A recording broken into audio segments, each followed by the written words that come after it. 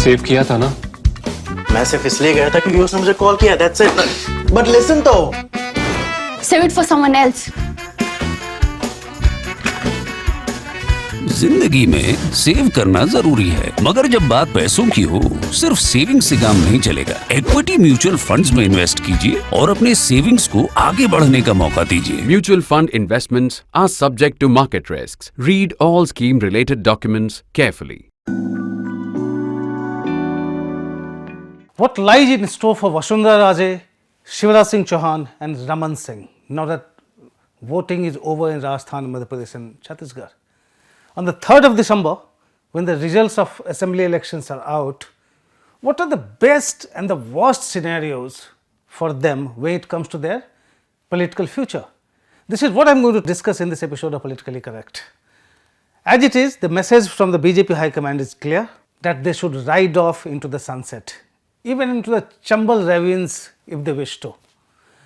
That's what the collective leadership refrain of the central leadership was supposed to convey all along. But would they? Would they be willing to ride off into the sunset? Chouhan is 64 years old, he is too young for that. Vasundhara Raje of the Scindia royal family is 70. As we know, she can't be dictated. She is not known to go down without a fight. Raman Singh is 71. He is known to keep his own counsel, but his show of equanimity or indifference can be deceptive.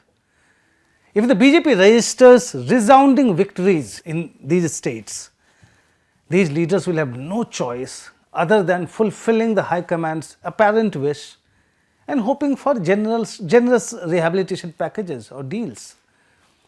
There are two other scenarios though. First, the BJP wins but by whisker, or there is a fractured verdict. That is the best scenario for these veterans. The BJP would have to fall back on them to form and run the government. There is no other leader in any of these states with the stature and clout to provide a stable government in such a scenario.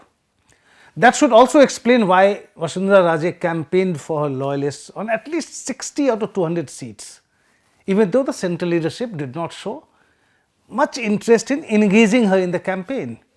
By the way, that's the best scenario for Rajasthan Chief Minister Ashok Gehlot too. With 96 MLA in 200 member assembly in 2008, he ran a stable government. That was one of the reasons the Congress High Command had to ignore Sachin Pilot's claims and fall back on Gehlot in 2018 when the party fell one short of the majority mark. The Congress got 100 seats then. Look at the second scenario for the BJP veterans, that is the party's loss in these elections. This should come as a vindication for these veterans.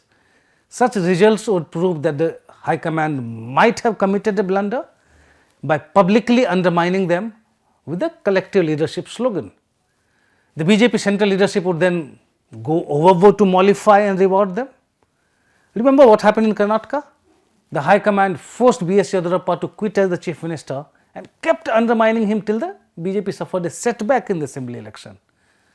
And alarmed by the results in Karnataka assembly election, the state which had elected 26 BJP MPs, including one BJP-backed independent, the BJP High Command has bent over backwards to please BSY by appointing his son Vijendra, the party's state unit chief, and his loyalist R. Ashoka, the leader of opposition in the assembly.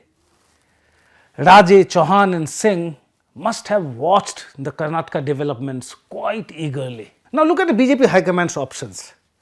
Resounding victories in these states would of course enable them to go for generational change in leadership. But what if the party loses or there is a hung house? The situation in Karnataka was different. The BJP's mainstay in the southern state has been BSY or the Lingayat vote bank he controls. If one goes by past records, many BJP leaders who thought they had grown bigger than the party had to eat humble pie after the rebellion. Kalyan Singh and Uma Bharti, to name just two. Yediyurappa was the only leader who rebelled to ensure BJP's defeat in the assembly election in 2013. That was the reason Prime Minister Narendra Modi was quick to reach out to him and bring him back into the party fold after he was made the party's prime ministerial candidate.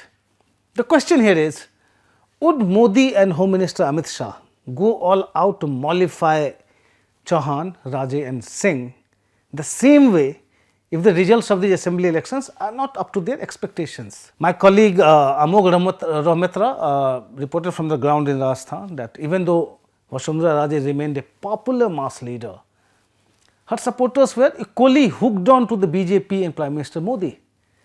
That she might not be the chief ministerial choice did not seem to matter to them. That wouldn't really, change their voting preferences. The way the BJP maintained its domination in the 2019 Lok Sabha election in these states, after losing the 2018 assembly polls, suggested that unlike southern states, northern states are swung by the Modi factor. Besides, even if some big mass leaders emerged in northern states, they did not grow beyond the party.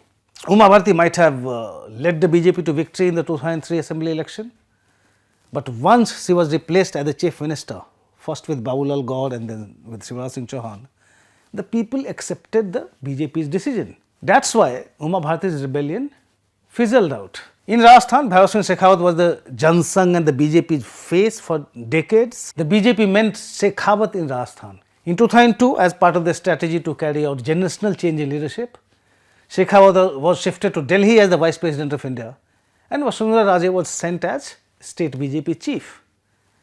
In 2003, she helped the BJP secure a majority on its own in the assembly for the first time ever. It's another thing that in those days, such changes were carried out in consultation with the leaders who had to make way. Raje was brought in with the Shekhawat's consent. The two fell out later as she sought to get out of his shadow. His son-in-law, Narpat Singh Rajvi, became a minister in her government, but he was never her favourite. Incidentally, 2 decades later, in the 2023 assembly election, Narpat Singh Rajvi was denied a ticket by the BJP from his Vidyadhar constituency, reportedly because of his loyalty to Raje. Sensing rebellion, the High Command nominated him from another seat later. Coming back to the main point, given that the Modi wave is known to sweep Lok Sabha polls in Rajasthan, MP and Chhattisgarh, would the BJP High Command go ahead with its plan to further marginalize Raje, Chouhan and Singh, regardless of the results on the 3rd of December? The answer is yes, if the BJP wins convincingly, but no, if the results are mixed or adverse, or if the results are mixed or adverse. That's because Modi and Shah are getting risk averse in the run up to 2024. That's all from me in this episode of Politically Correct. Thanks for watching.